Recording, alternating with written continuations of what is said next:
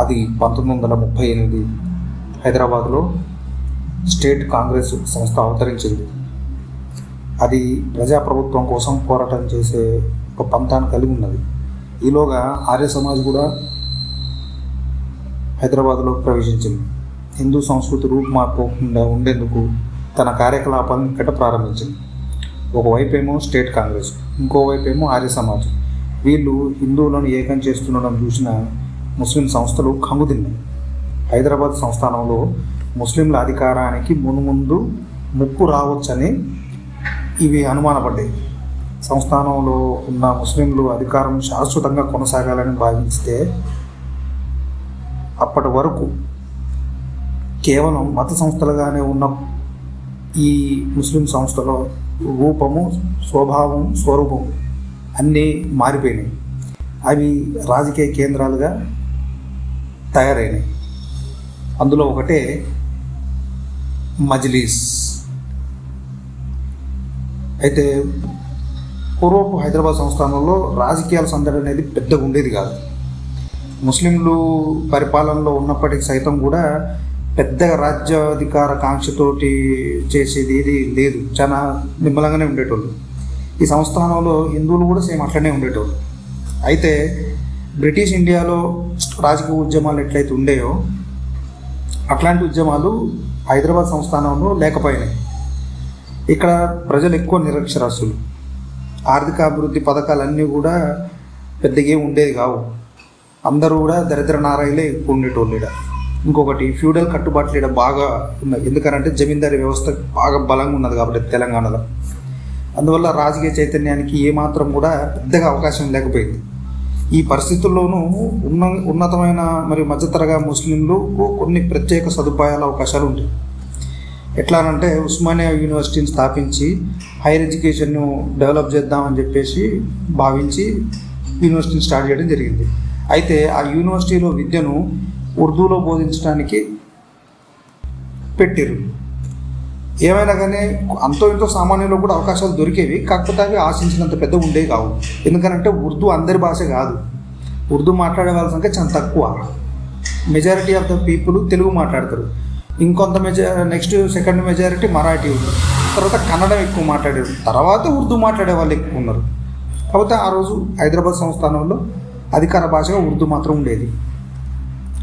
ఇంకా ఈ సంస్థానంలో ఈ ఫ్యూడల్ భావజాలం ఏ విధంగా ఉండేనంటే ఎంత పెద్ద చదువులు చదివినా పెద్ద పెద్ద ఉద్యోగాలు అన్నీ కూడా ఉన్నతమైన కులాలు, పెద్ద పెద్ద వర్గాలకు చెందిన వారికి మాత్రమే వచ్చాయి. అయితే కొన్ని కారణాల వల్ల ఇత్తెహాదుల్ ముసల్మీన్ అనే ఒక సంస్థ ఈ అశాంతిని ప్రత్యేక దారులు పట్టించే ప్రయత్నం చేసింది. పాలకులు ముస్లిమాన్లు, రాజ్యం ముసల్మాన్లది. ముసల్మాన్లు రాజ్యాధికారంతో రాజు రాజరికానికి చిహ్నం మాత్రమేనని ఆ సంస్థ నాయకులు బాగా వాదించారు. ఈ దశలో ఆ సంస్థకు నవాబు బహదూర్ యార్ జంగ్ నాయకత్వం వహించేవాడు. అయితే నిజాం రాష్ట్రపు హిందూ ప్రజల్లో రాజకీయ చైతన్యం కలిగి పౌరసత్వపు హక్కుల కోసం పోరాటం ఎప్పుడైతే ప్రారంభించారో ఎమ్మటే నిజాంకు భయమైంది. అంటే ఇరకాటంలో పడ్డాడు. బాధ్యతాయుత ప్రభుత్వం అంటే రెస్పాన్సిబుల్ గవర్నమెంట్ ఏమన్నా ఉందని అంటే ఆ ప్రభుత్వం వస్తే అక్కడ డెమోక్రసీ వస్తుంది. డెమోక్రసీ వచ్చిందని అంటే సంఖ్యాబలం పెరుగుతుంది, మెజారిటీ అని రూల్ వస్తుంది. అప్పుడు హిందువులు ఆధిక్యంగా ఉన్నారు కాబట్టి తన మనుగడకు ప్రాబ్లం అవుతుంది అని భావించి ఇక ఇత్తెహాదుల్ ముసల్మీన్ అనే సంస్థకు పరోక్షంగా సహాయం చేయడం మొదలుపెట్టాడు. అయితే అప్పుడు ఈ ఇత్తెహాదుల్ ముసల్మీన్ సంస్థ ఒక 4 అల్టిమేటంలను జారీ చేసింది. అదేంటనంటే హైదరాబాద్ ప్రభుత్వ మొత్తం కూడా సర్వస్వతంత్రం కలిగిన రాజ్యాధికారికి మాత్రమే ఉండాలి. దేశాభివృద్ధి కోసం ప్రస్తుతం ఆనాడు హైదరాబాద్ రాజ్యాంగంలో కొన్ని మార్పులు చేర్పులు చేయవలసి వస్తే కనుక రాజకీయ ఉన్నతికి ఎలాంటి, అది కూడా ముస్లింల రాజకీయ ఉన్నతికి ఎలాంటి సమస్యలు మార్పులు వర్తించకూడదు. శాసనసభ, స్థానిక పరిపాలన సంస్థలలో ముస్లింలు అధిక సంఖ్యలో ఉండాలి. ఉర్దూ భాష అన్ని స్థాయిలోనూ బోధనా భాషగా, రాజభాషగా ఉండాలని ఈ 4 అల్టిమేటంలను వాళ్ళు జారీ చేస్తారు. అయితే ఉద్యోగాలలో ముస్లింల పాత్ర ఎంత మాత్రం కూడా తగ్గొద్దు.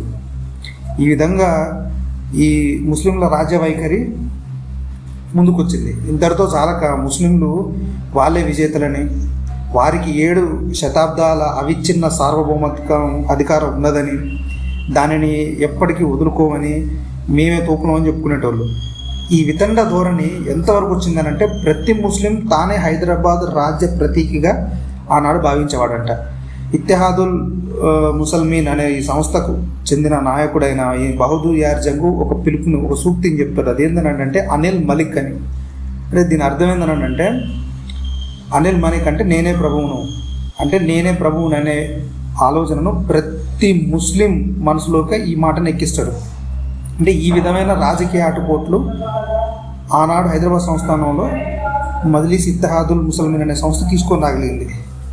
అయితే నిజాం ఏం చేశాడని అంటే తన రక్షణ కోసం ఈ ఇత్తెహాదుల్ ముసల్మీన్ సంస్థను బాగా వాడుకుంటాడు.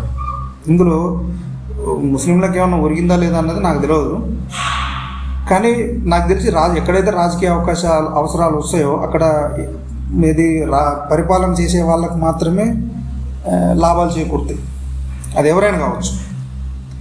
సో అప్పుడు ఏం చేస్తాడంటే ఉస్మాన్ అలీ ఖాను ఒక ప్రమాదకరమైన దుశ్చర్య చేస్తాడు. అంటే అదేంటంటే ఇతడు తన సంస్థానంలో, అంటే మన హైదరాబాద్ సంస్థానంలో తబ్లిగ్ అనే సిద్ధాంతాన్ని కూడా ప్రారంభించాడు. తబ్లిగ్ అని అంటే మత మార్పిడులకు స్టేటు అప్రూవల్స్ ఇస్తుంది అనమాట. అంటే అంటే హైదరాబాద్ రాజ్యంలో ఎవరైనా మత మార్పిడి చేయొచ్చు, ముస్లింలుగా ఎవరినైనా మార్చవచ్చు. దానికి నిజాం ప్రభు అనుమతి ఇస్తాడు. ఇది ఎవరు తీసుకొస్తారంటే బహదూర్ యార్ జంగ్ బాగా ఉపయోగంలోకి తీసుకొస్తాడు. ఆయన ఏమనుకునేవాడు అంటే అప్పుడు ఏమనుకునేటోళ్ళు అంటే బహదూర్ యార్ జంగ్ ఒక్కడే 20,000 మంది హిందువులను ముస్లింగా మార్చినట్టు ప్రకటించాడు. అయితే దీనికోసం ప్రత్యేకంగా బడ్జెట్లో కూడా కేటాయింపులు చేసిరంట. ఇంకొక విషయం చెప్పాలి, అదేంటంటే 1911 ఆనాటి జనాభా లెక్కల ప్రకారం 88.9% ఉన్న హిందువులు 1931 సంవత్సరంలోకి రాగానే 84% పడిపోయారు. ఇంతటి విపత్కర పరిస్థితుల్లోనూ ప్రభుత్వాన్ని అడిగిన ప్రజా సంస్థలు ఆనాడు లేకపోయినాయి. ప్రజలు నిశ్శబ్దంగా నిద్రగా ఉండిపోయారు. అప్పుడు రంగంలోకి వచ్చిన ఆర్య సమాజం శుద్ధి అనే సంఘటనను తీసుకొని వచ్చింది. ఎవరైతే ముస్లింలలో చేరిన వారిని తిరిగి మళ్ళీ హిందువులోకి మార్చారు. ఈ బహదూర్ యార్ జంగ్ మతాంతరీకరణ ఉద్యమం చేపట్టగానే రాష్ట్రంలో మత కల్లవలాలకు మొట్టమొదటిగా బీజం పడ్డదని చెప్పుకోవచ్చు. ఈ మత మార్పుల ఉద్యమానికి వ్యతిరేకంగా ఒకానొక దసరా పండుగ రోజున హిందువులు బల ప్రదర్శనకు దిగారు. రాజ్యాధికారంలో ఉన్న ముస్లింలు దీన్ని చూసి బొగ్గున మతం మంది. వాళ్ళు తక్కువైనా కానీ అధికారం తనదే అన్న గర్వంతో ఈ హిందువుల మీదకు గుంపులుగా పడి కొట్లాటలు జరిగినాయి. ఎంతో పెద్ద గందరగోళం జరిగింది, ఆడాడ దమ్ముకున్నారు కూడా. అయితే ఈ బహదూర్ యార్ జంగ్కు 2 మేనల్లులు ఉన్నారు, దూరపు మేనల్లులు 2 చనిపోవడంతో ఆ ఉద్యమం ఆ గొడవ కాస్త తగ్గింది. లేకపోయినట్టయితే ఇంకా బాగా విరిగుండేది. సో అంతవరకు అయింది. ఆ తర్వాత కాకర్స్ ఉద్యమం అనే ఒక ఉద్యమం వస్తుంది.